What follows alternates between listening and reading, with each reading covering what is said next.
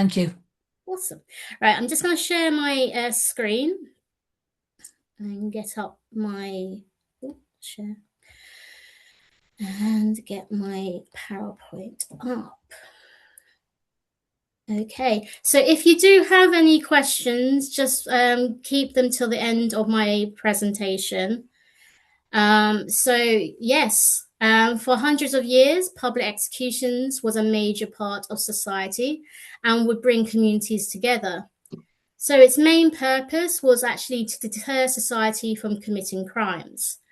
But by the 1864, the government thought this spectacle needed to be abolished, and they moved the executions within the prison. So legal historians have always debated the issues and the reasons and the opinions on the subject. So hopefully this talk will explore some of the reasons as to why public executions were abolished and what replaced it within society. So I'm going to speak to you about the social context, and then the key points of legislation, and then the campaign towards the abolition process. So, impact on society. As I mentioned, public executions were part of society and brought communities together. The author and historian V.C. Gatrell, in his book The Hanging Tree, he comments on this. And he states, in country towns likewise, laughter came after the hanging, in the pleasures and drunkenness of the market or fairgrounds. At execution day in Shrewsbury, the performance of a circus would be postponed for 2 hours so that people could watch both spectacles. So it was a huge thing. Not only were the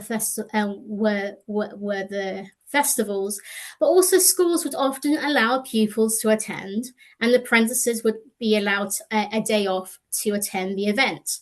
So Gatrell further states, a Methodist schoolmaster at Reading took his pupils to watch the improving scenes at the gallows.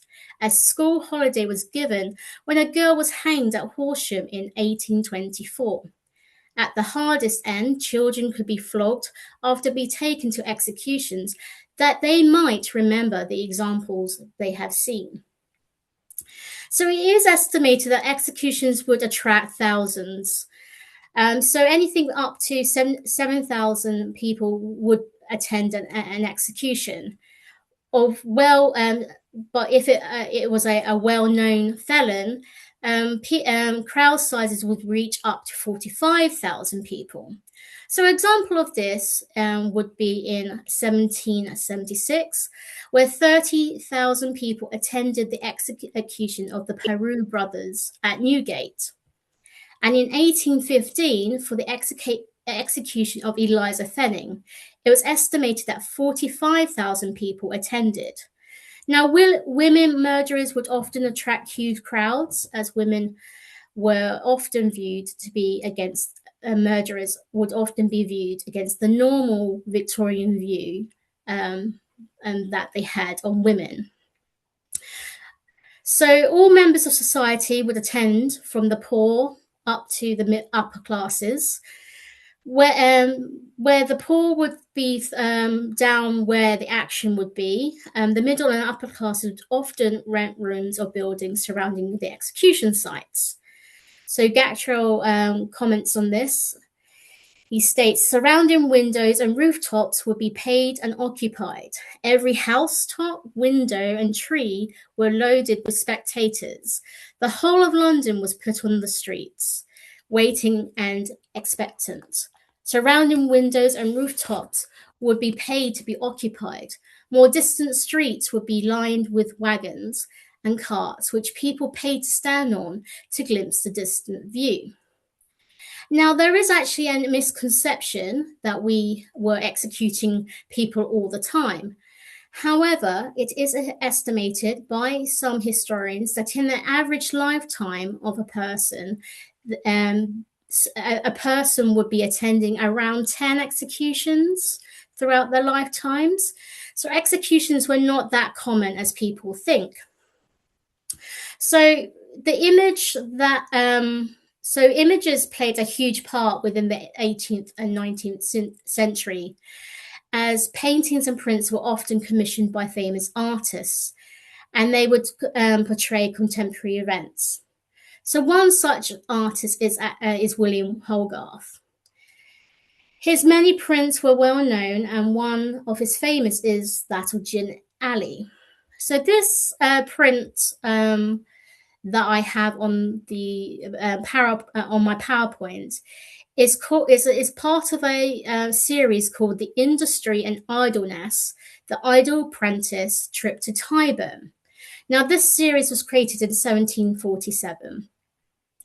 It tells the story of two apprentices, one who worked hard and became successful, whilst the other was lazy and drunk, and he led a life of ruin, which eventually led him to be hanged at Tyburn.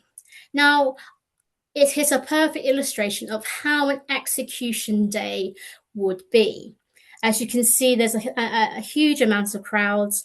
There's stalls selling food. There's if you can see, there's a hawker who is selling broadsheets, and you can see the crowds waiting for him to arrive at Tyburn. Now, the copies of this print would be sold and displayed in shop windows and also in parlours for the middle classes.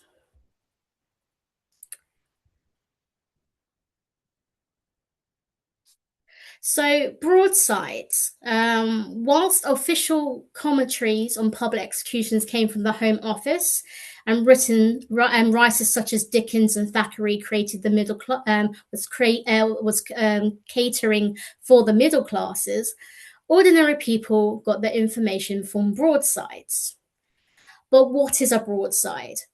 For over 300 years, broadsides played an important part in the everyday life of the masses, and they reported everything regarding the news and events of the time. Now, originally, they were printed on a single-sided sheet of paper and designed to be read and unfolded, and then often they were posted up within public places. Broadsides were often used to announce royal proclamations, acts, and official notices.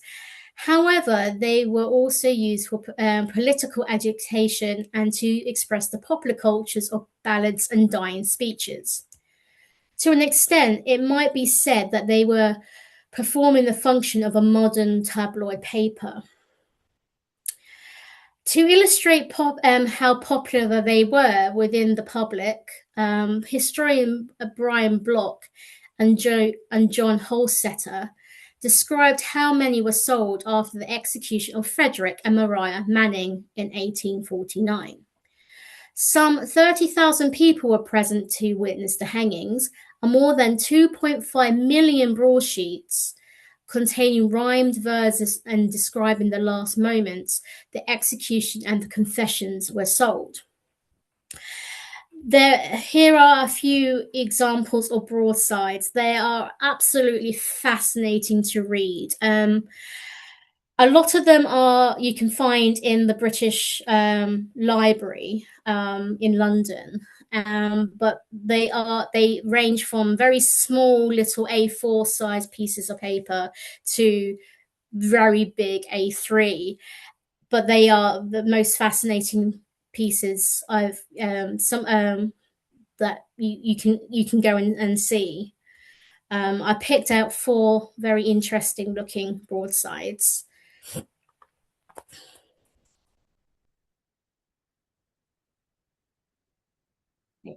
Gallows souvenirs.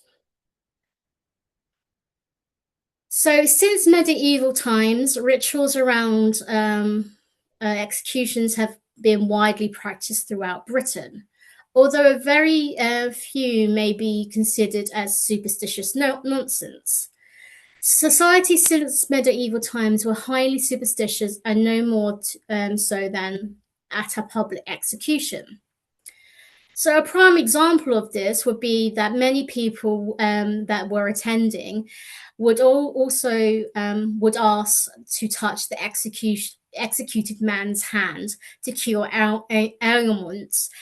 So, as Gatchell described, what also survived is much better attested was the belief that the hanged felon would cure tumours and warts. At the Newgate gallows in 1786, a dozen stroked themselves with a hanged man's hand to cure themselves of wens. Now he further comments, after Holloway's execution in Sussex in 1831, a countryman sat trembling for 5 minutes with the dead man's hand on his forehead. Now, furthermore, people of the 18th and 19th century believed that not only did the condemned man's body could heal ailments, but also perform miracles. Gatchell describes the gallows were a place where miracles might happen. In 1763, a man was about to be hanged on Kennington Common when a storm terrified the ignorant populace, and the sheriff had to apply for military force to prevent the condemned rescue. Along with the superstition that surrounded the gallows, the fascination of the scaffold introduced the gallows souvenir. These were ranged from pieces of the scaffold and the hanging rope to the macabre diaries bound from the condemned man's skin. So these are examples of gallows souvenirs. So the bust, the man with the bust and the book. So this is actually William Burke, the famous Burke and Hare. They did create you can, in Edinburgh, you can see books and also card holders made from his skin. In the Surgeons Museum in Edinburgh, they also have his skeleton.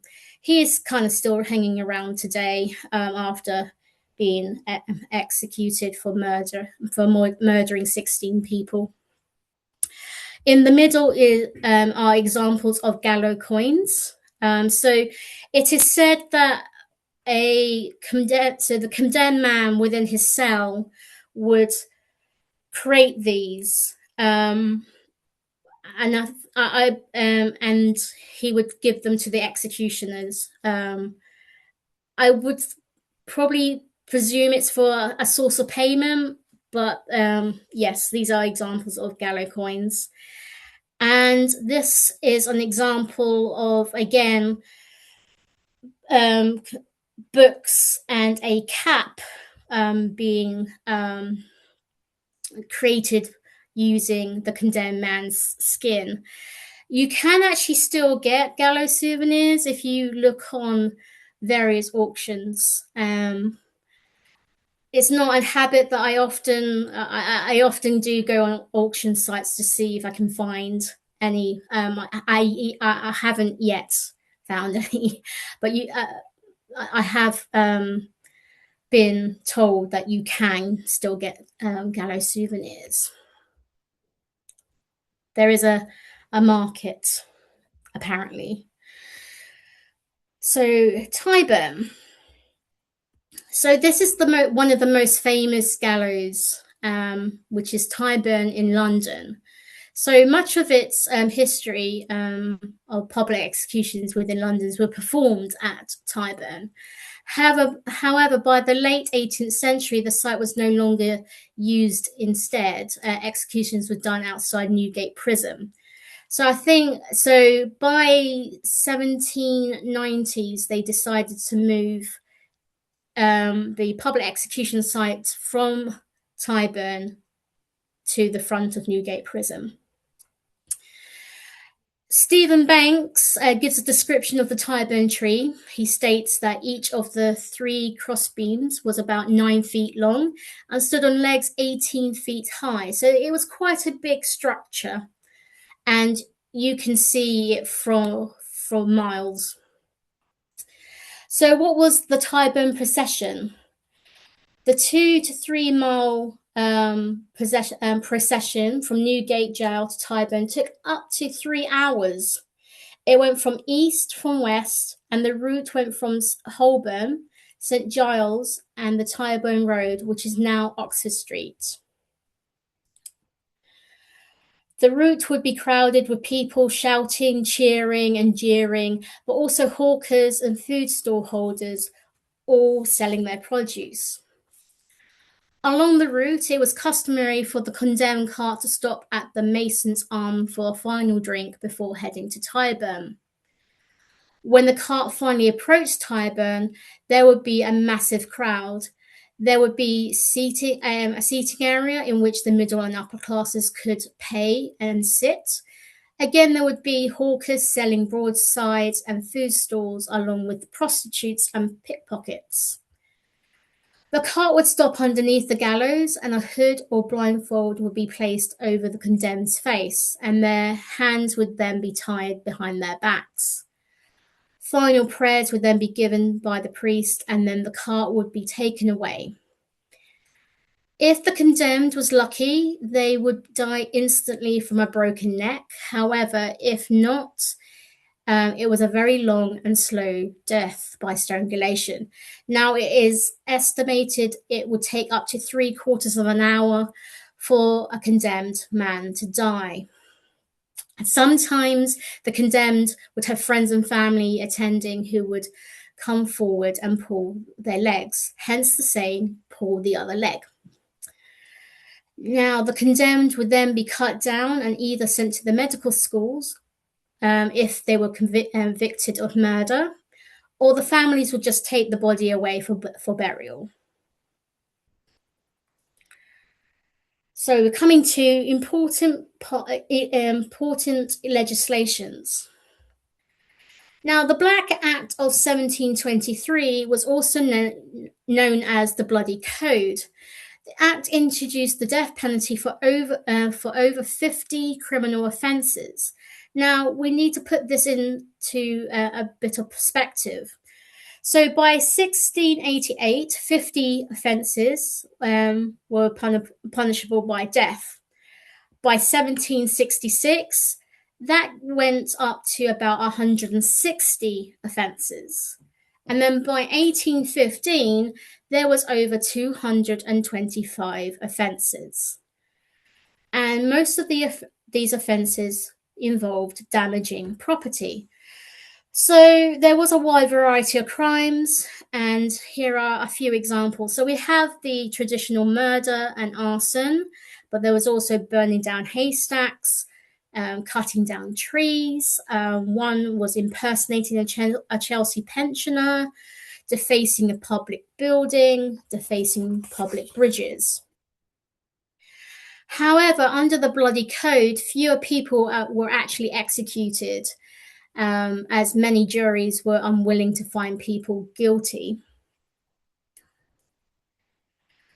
So in 1751, the Murder Act was introduced to allow the bodies of executed murderers to be sent to the surgeon's hall for dissection. Now, this was considered as to be an added part of the punishment for the condemned, and the dissection itself would often attract huge crowds, with tickets often being sold. So this is a Hogarth print of an execution dissection of a murderer, and as you can see, it was as popular as the execution itself. In 1823, Judgment of Death Act passed, made murder and treason the only crimes punishable by death. So it kind of eliminated the Bloody Code, which made it much more simpler when it came to executing people. So only murder and treason were punishable by death. So we are on. So I'm now going to discuss the road to reform. So we had some campaigners. So the campaign for the abolition had been around since the 18th century. Author and politician Henry Fielding had often put public executions within his works, and he even tried to pass a bill through Parliament with no success. Other authors, such as Charles Dickens and also William Thackeray, they also campaigned for the abolition of public execution. Now, Charles Dickens was fascinated by the human condition, as well as public executions. He was also known to attend many throughout Europe. He actually went to Italy to attend a execution there by guillotine. He was absolutely fascinated by it. Now, Dickens did not oppose the idea of execution as punishment, but he opposed the attitudes and behaviors of the crowds. He wrote about his disgust of the crowds when attending the execution of Maria Manning to the Times. So he wrote a number of letters to the Times describing his feelings towards the crowds at public executions. So he writes, "I believe that a sight so inconceivably awful as the wickedness and levity of the immense crowd collected at the execution this morning could be imagined by no man, and could be presented with no heathen land under the sun. The horrors of the gibbet and of the crime which brought the wretched murderers to it faded in my mind before the atrocious bearing, looks, and language of the assembly spectators." Now, as I said, William Thackeray also had the same view of Dickens. When attending the execution of execution in 1840, he authored an essay called "Going to See a Man Hanged," and described the behavior of the crowd. Now he states, "A great murmur, more awful, bizarre, and undescribable than any sound I had ever before heard. Women and children began to shriek horribly." Okay. So we had our campaigners, but what events kind of was on the road to the reasons why we abolished public executions? So crowd crushes. So many towns and cities would have had designated areas outside the town or city that catered public executions. So, for example, London had Tyburn, Nottingham had Gallows Hill, and York had Naismere. These areas provided the necessary space to allow the huge crowds to attend.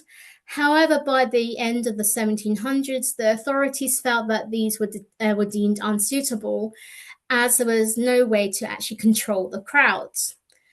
So, to remedy this, the authorities moved the execution sites to outside prisons. However, this caused problems. As I mentioned, these events attracted thousands of people, and where there are thousands of people attending in a small space, crowd crashes occurred.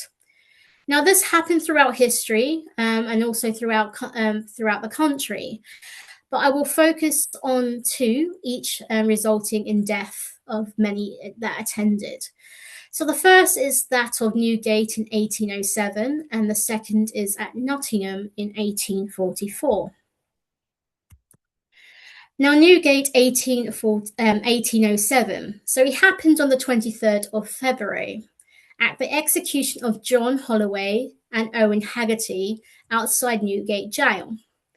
40,000 people attended this execution, and reports stated that people were climbing on wooden carts and up lampposts to get a better view. Now, after the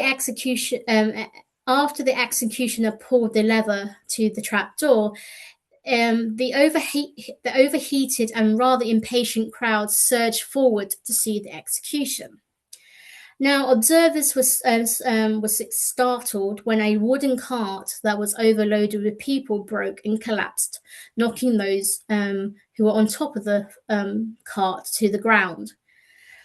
Subsequently, a pieman a few yards away dropped his basket of merchandise in the uproar.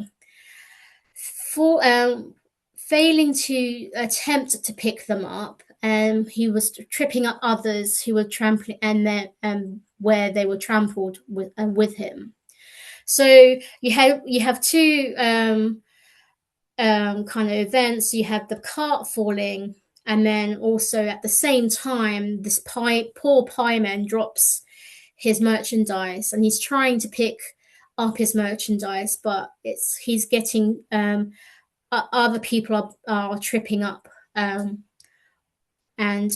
being trampled. Those on top of the cart were all crushed to death. Now, these dual incidents results in dozens of people being killed or injured. Now, newspapers reported that between 20 to 30 people died and about 15 people were seriously injured.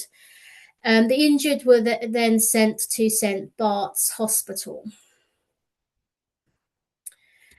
Nottingham, 1844. Now, Nottingham disaster was an incident that happened at the execution of William Savile, who was convicted of murder. Now, at the execution, it was reported that 50,000 people had crammed around the scaffold to see the murderer being hanged. When he was executed, there was a rush around the scaffold, which resulted in the crushing of men, women, and children, and 12 people died in the crush, with 5 people later dying of their injuries, and over 100 people were seriously injured. Now, from this incident, several letters were written between the Mayor of Nottingham and the Sheriff of Nottingham to the Home Office and the Secretary of State, and they expressed their concerns of having such large crowds at these events. Now, one letter was written by William Vickers, Mayor of Nottingham, to Sir James Graham, Secretary of State, on the 7th of August, and it reports what happened. It is right that I should immediately inform you of a most calamitous occurrence attending with the loss of many lives, which has taken place in Nottingham today. The execution of William Savile, tried at the late Nottingham Assizes, was appointed to take place in the street called High Pavement, fronting the County Hall at 8 o'clock. This case had excited extreme interest, and a vast crowd assembled early in the morning to see the execution. It was no sooner done than a tremendous rush of the multitude was made from the scaffold down the High Pavement street. Numbers of people were thrown down, run over, and trodden upon. The shrieks and cries of the sufferers are beyond description. At the bottom of High Pavement Street, there is a precipitous descent and a right angle down a footway called Garner's Hill, and there the scene was most dreadful. Several were trodden to instant death. Now, he goes on to describe the aftermath of the crushing and how the nearby properties were used as makeshift hospitals. Further letters also shown the dissatisfaction with the location of the gallows. Mr. Enfield, the undersheriff, makes comments. The lives of, I fear, 12 persons, chiefly women and children, fell a sacrifice. It has been the usual place of execution for Nottingham for many years, without any accident having occurred. Bodies of police, both from the town and county, were in attendance in the place of executions in the outskirts of the crowds. He further comments on the magistrates being unhappy with the location, which you can see here. So the magistrates have always felt that it was a great inconvenience attending executions in front of the county hall. The streets there are narrow and presents few outlets. It is moreover out of the jurisdiction of the sheriff of the county and the locality inflicts on the inhabitants of the town the painful sight of the executions for offences committed in the county of Nottinghamshire, attended at those occasions frequently are by gross misbehaviour amongst the persons gathered together. By custom, the execution used to take place at an open space about a mile from the jail, but a procession of such distance through a large population with much risks and disadvantage, and in 1817, on the occasion of an execution for Lordism, the present place was selected and has since been always used, hitherto without accident or loss of life. Now, from these letters, the government needed to do something. So they set up an inquiry which led to the Law Commission of 1864 to 1866.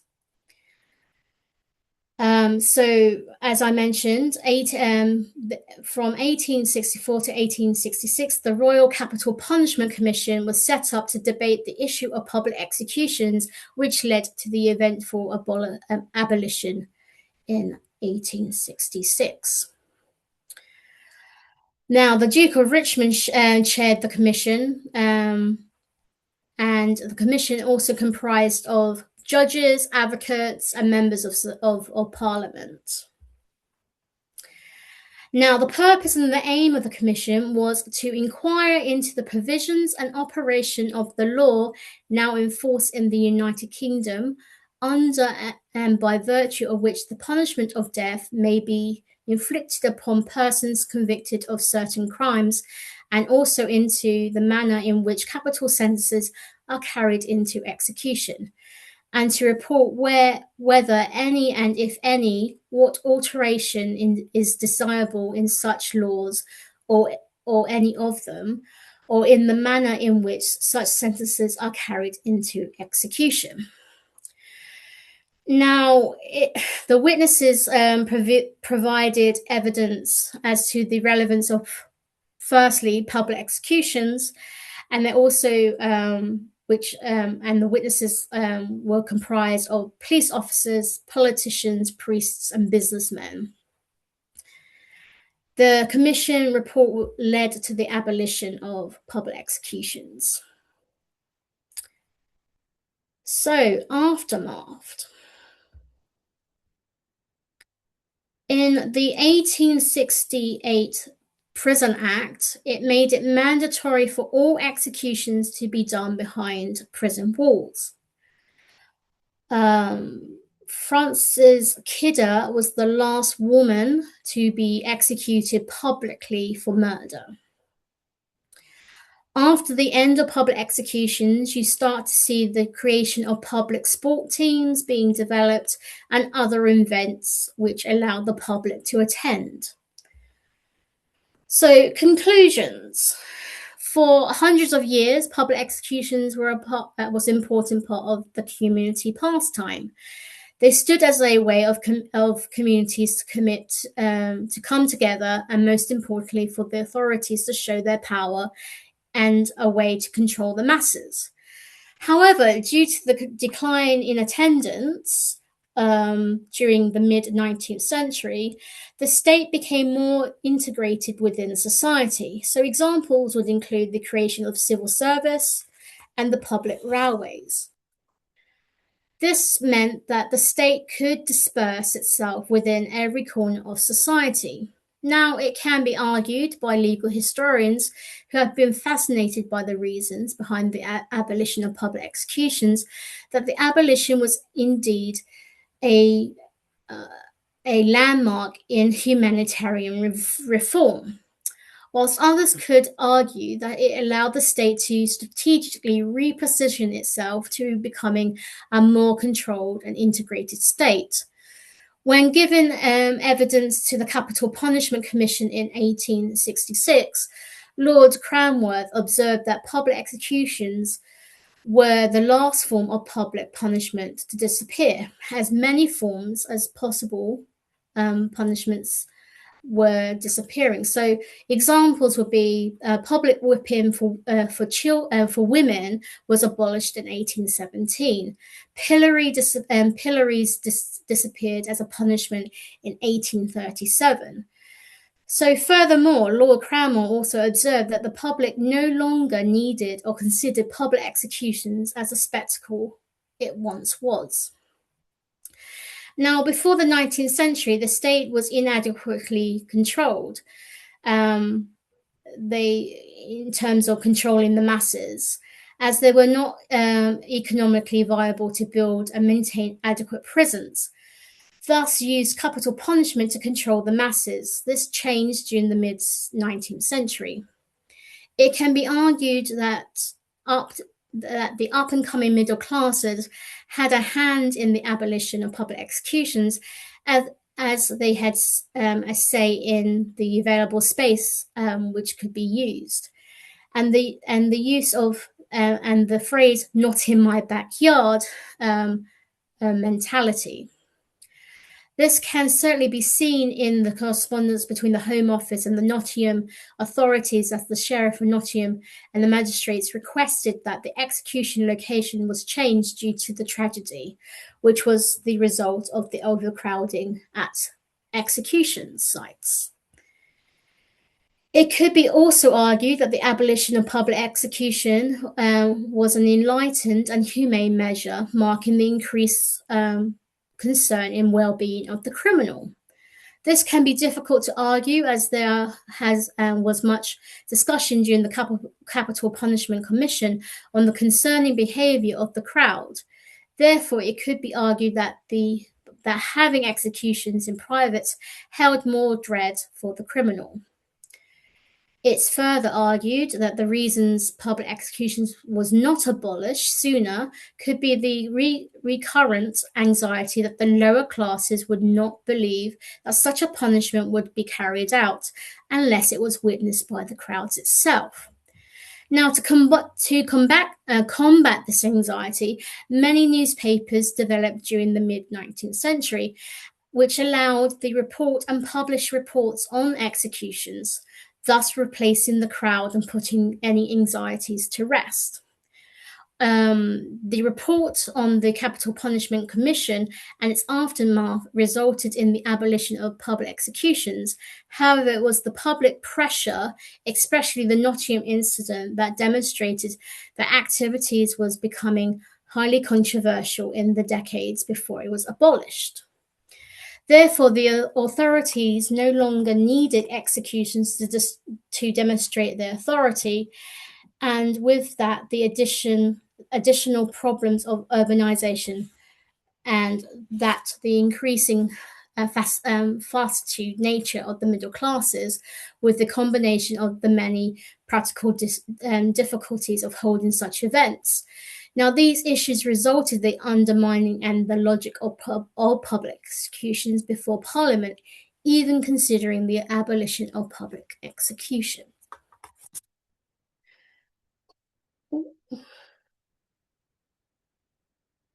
Any questions? Thank you so much. That was quite a gory, gruesome tale as well, but plenty of information in. I don't suppose you have any background about Liverpool, have you?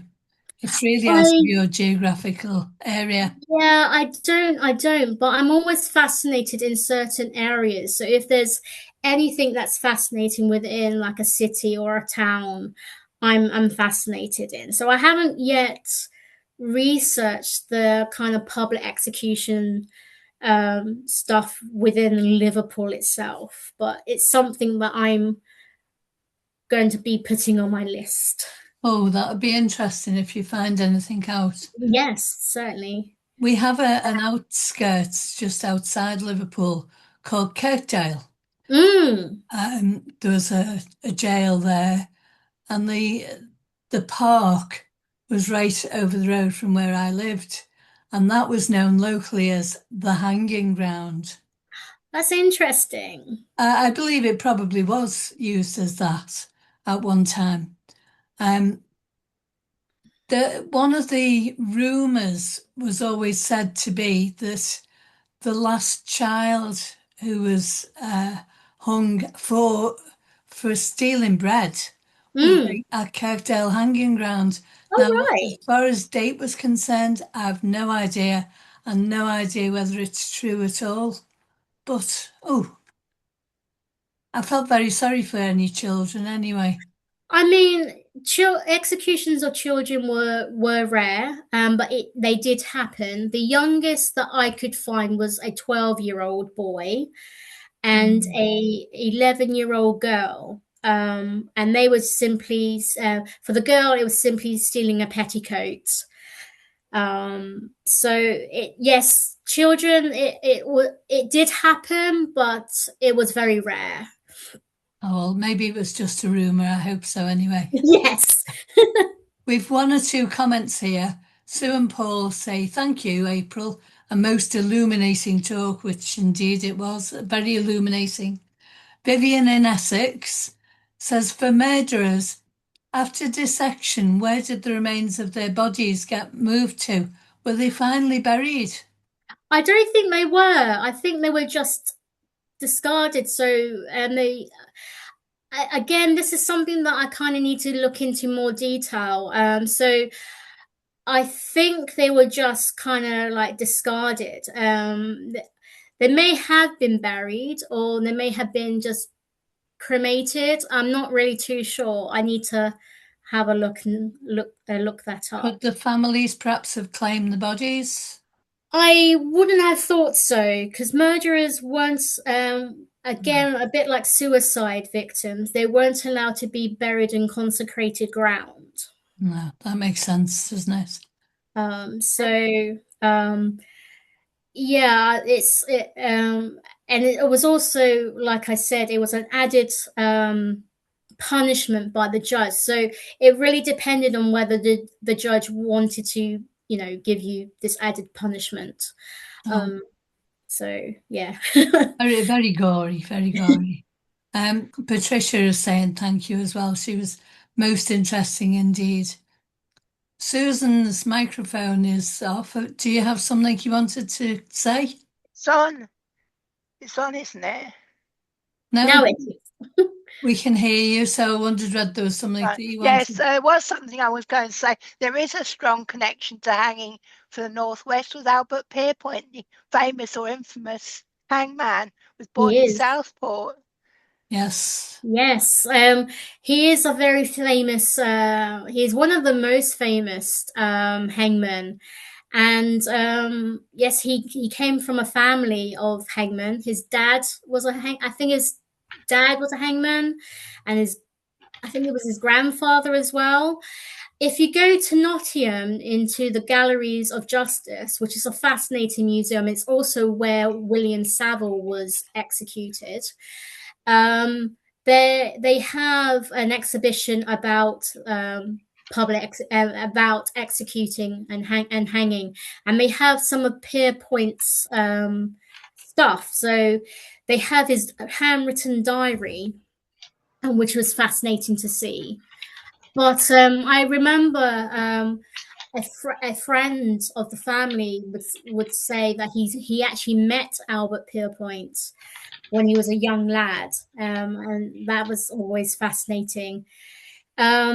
He was, yeah, most famous in terms of executing Ruth Ellis. It was actually Ruth Ellis' execution that actually made him want to retire. And when he did retire, he was very against capital punishment in general. So, but he led his retirement in. He was a landlord of a pub. So yes, Oh, he's I a think that very. pub was in Southport, wasn't it? I think so. Yeah, he was a very he's a very interesting man. Albert Pierpoint. um, we have a couple of questions from America, one of our members here.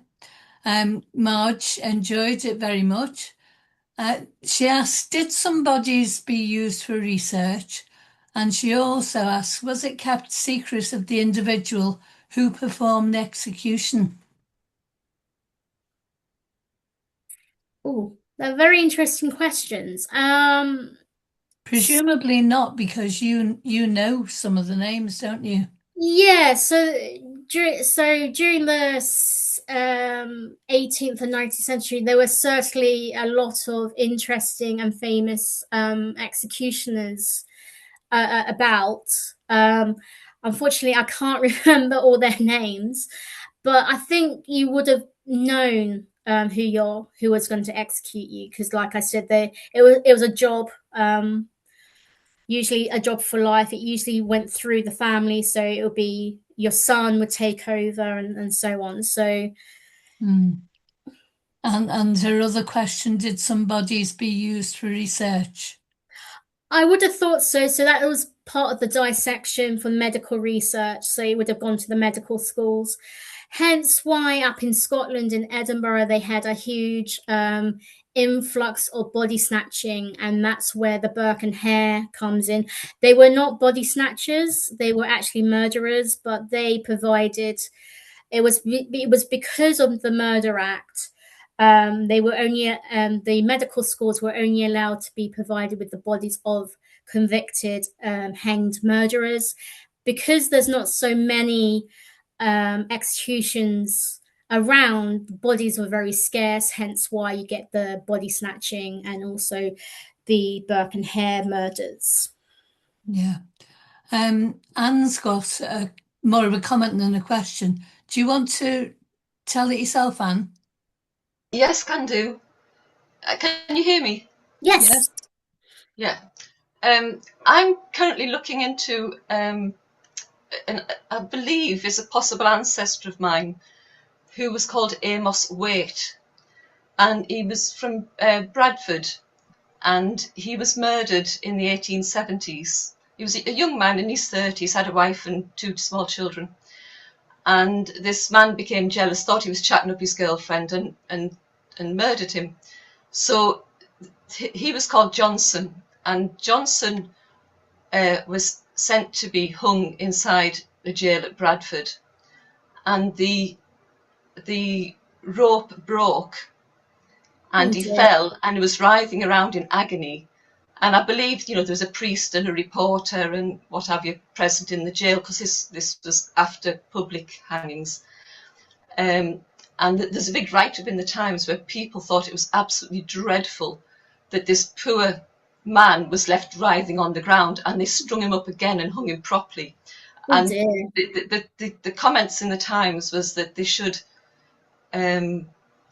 punish the hangman for doing such a terrible job of using some scrappy bit of string instead of a proper decent rope.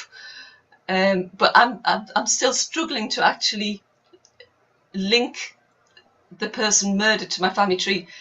The reason I believe he's related is because the next child to be born in my family was called Amos Waite Britton. And then the next child after that was Amos Waite Britton Lane. And the name got carried down about 3 generations. And I think it's all to do with, I think he was a cousin of an ancestor of mine, but I just haven't proven that final link, that he was a relative, but I'm barely convinced he was. So I just need to get that bit of proof. But it was the person murdered, not the person who did the murder. That's my ancestor, I believe. So a botched up job, could that happen often? So it's fascinating that you mentioned that the rope broke. So it sounds like it was a botched job. Yeah. It was so the long drop was a science. It was math. They used a lot of maths. So the idea of the long drop was the executioner on the day before or a couple of days before would go to the condemned cell. He would also with his assistant, and he would measure and weigh the condemned man. Now, once he weighed and measured him, they would do some very complex maths, and they would get the weight and length.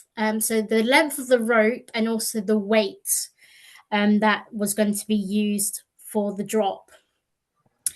Now, it is a science. It's not always. It is a science, and it was not always correct. So there were obviously reports of things such as this happening.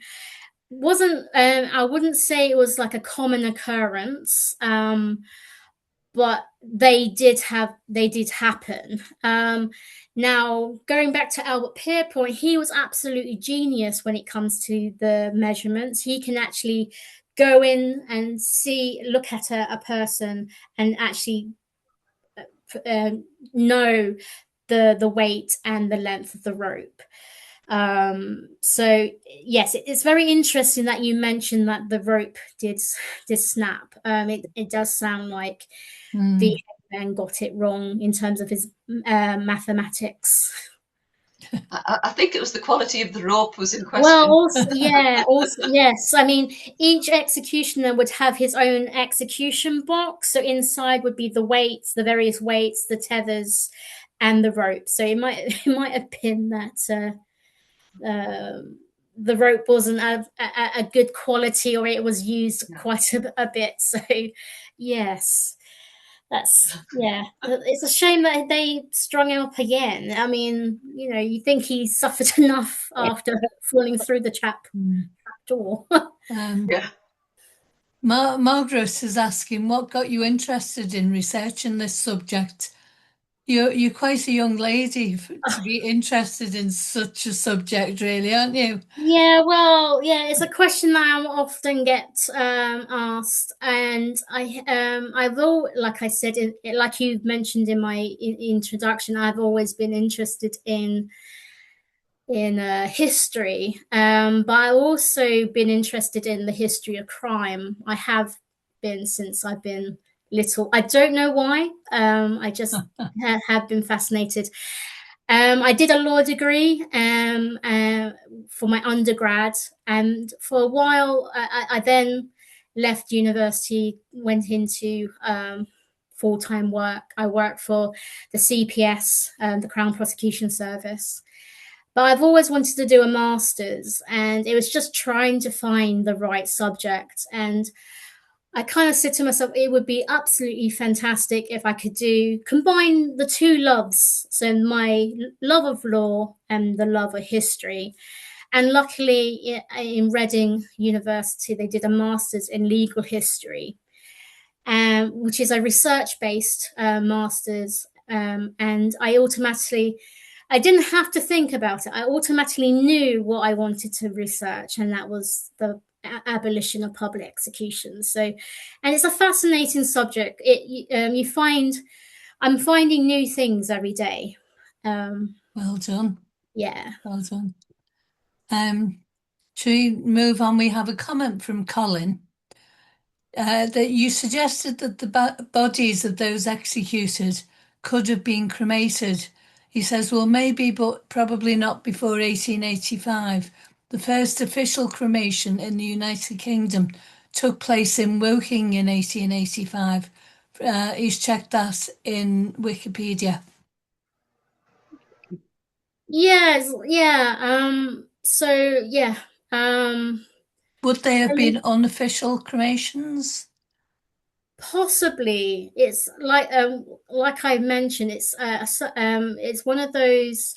It's a question that has now brought up a new line of investigating. So in terms of research. So it'll be interesting to actually research and see what they actually did with the bodies, because to be honest, I'm not 100% sure. Once they've done with the dissection, I would presume that they would have gotten rid of the bodies, but I'm not entirely sure how and where. I have a feeling that once your investigations are complete, you should produce an essay that could go forward to our journal, because we'd love a follow-up on that. Yes, I mean, keep in touch with me. Yes, I will. Yes, I will certainly create an article for you. Where do they go? Where do the bodies go? It would be an interesting research. Yeah. Pat, Patricia's got her hand raised. Have you got a question, Pat? Well, many years ago, a university history tutor told me and my group of students that more people, including children, were publicly executed during the period 1793 to 1815 in England than were guillotined during the Reign of Terror in the French Revolution. Wow. Now, I've never checked on this. I'm not sure how I could, but apparently we were very, very fond of public executions. Mm. But Yes. but the tutor said, we've always, thought the French were a grisly lot doing all that guillotining. But the real truth was that we were treated our own poor far worse in that same period. So I've been so interested tonight. I'm going to try and find out if that tutor was correct. Well, Yeah. I think a lot of this history might be available in the Liverpool jail, which was very close to the river, wasn't it? Yeah. And also Kirkdale. They must have been linked closely, and I'd be very interested in what you found out. Do a little bit of research for us, Patricia. Another way of looking for it is the National Archive. They have the Home Office archives, which is basically crime in terms of executions and stuff. So you can always try and look on the online resources of the National Archives. What a good suggestion. Yes. Marge from America has probably nipped off now, and she says, thank you very much. And thanks as always. She loves our talks, so it's lovely to see people from other countries come and listen to our speakers as well. Great subjects and past history, she says. So I don't know whether we've gone quiet now. Did we have any more questions from anybody? No, I I was, think. Oh, you're I was still just here, going to Marge. make a comment, Mary. When I lived in London, Romford, we had a place around sort of nearby which was called Gallows Corner, and I remember something about the the hanged person was actually buried by the gallows. I don't know whether you've heard that, April. I've not heard of any criminals or anyone being buried by the gallows, but I suppose it kind of would make sense. It's only because it comes to mind Sutton Hoo. So Sutton Hoo was of course famous for the big, is it Viking horde?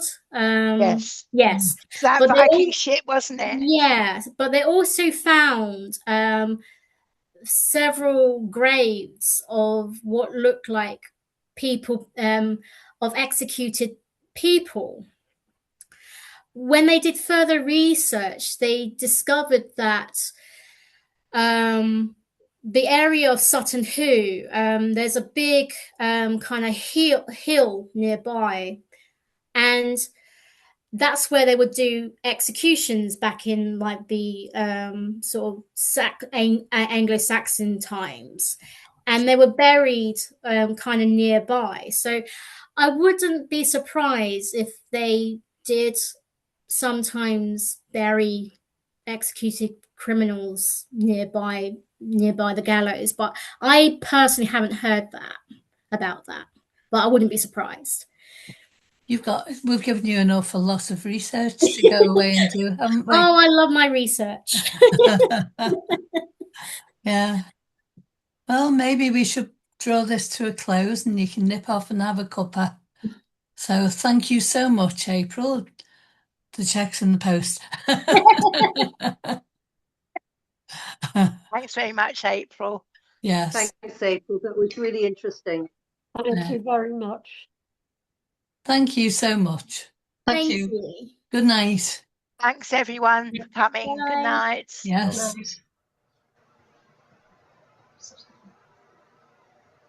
Nice. Some have left already. Barry's still here.